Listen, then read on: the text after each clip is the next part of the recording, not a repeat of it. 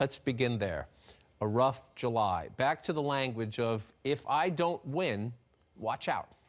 Well, look, it comes off as a little bit of a threat, but he's also just stating the facts. Does anybody doubt that this is going to be a rough convention for the Republican Party, given the unlikeliness of any candidate wrapping up the nomination before the convention?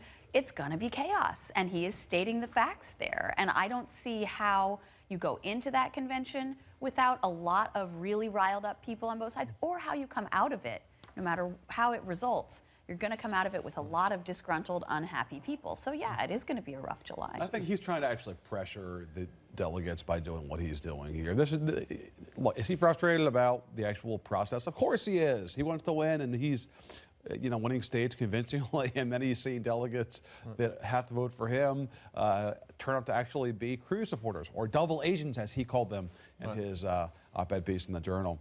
But I think what he's up to here, besides just venting, is trying to pressure those delegates who are going to be actually unbound on the first ballot. There's going to be, we don't know yet how many, but over 100 delegates, unbound, free agents on the first ballot. What he's basically saying to them, John, is, I'm going to be the leader in terms of delegates won and votes won. You can't not give me this nomination.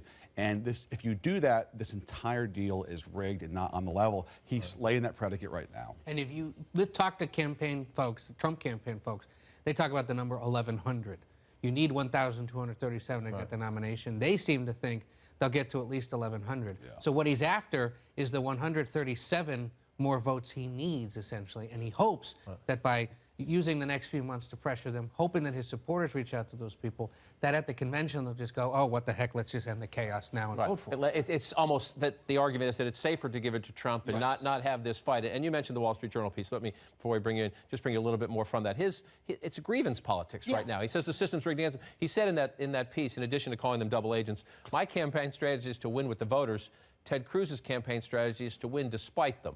I get the piece saying that Ted Cruz is going to these conventions and these caucuses, when you don't have a broad primary, you don't have tens of thousands or hundreds of thousands of people voting. But in defense of Senator Cruz, you can criticize the system all you want. The system is open to criticism, but these rules have been in place for a very long time. Yeah, which I guess Reince Priebus in a tweet reminded of that recently, saying that the rules have been in place. This is grievance politics, and this has worked for Donald Trump. This idea of Donald Trump versus everybody has worked. It doesn't necessarily grow his base, but it very much gins those folks up. It reminds them of why they like Trump. It reminds them of why they don't like the establishment, a Republican part of this party. So I think it works in that way. He's been very good, I think, at painting himself as the victim and as sort of a message candidate who can right the wrongs that these folks, these sort of downscale white voters, have been grappling with. And he's right when he says the bosses are picking the delegates. In at least 3 states in the last few days, that's what happened. In Indiana last week, closed-door meetings picked the delegation before the state even votes. In Florida, they literally used a smoke-filled room at a cigar factory in Miami last night to pick the delegates for Miami-Dade County.